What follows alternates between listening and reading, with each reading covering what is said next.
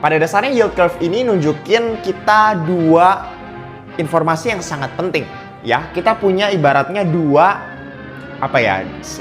sumbu gitu ya, ada X dan Y. Ini adalah tenor atau maturity, dimana kalau misalnya kita punya obligasi kan ada misalnya dia bakal dilunasin dalam 5 tahun, 10 tahun dan lain sebagainya.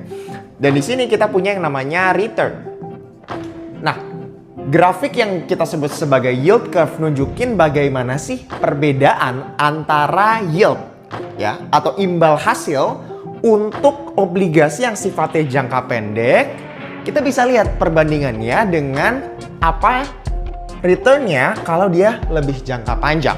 Kenapa ini penting? Karena dengan kita ngerti bagaimana kondisi short term yield atau imbal hasil jangka pendek ya, dan kita lihat perbedaannya dengan yang jangka panjang, itu bisa nunjukin kita tentang bagaimana investor di seluruh dunia memandang masa depan ya, ekonomi dunia ya, terutama di US dan juga ekonomi hari ini.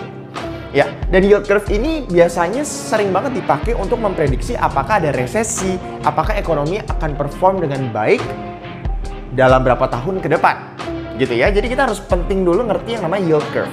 Nah, kalau di US sendiri kita punya yang namanya US Treasury Yield atau US Treasury lah ya. Ini basically obligasi dari Amerika Serikat. Jadi pemerintah Amerika, mereka nyari duit gitu kan, mereka ngutang lah ke orang-orang yang mau lending mereka atau minjemin mereka duit.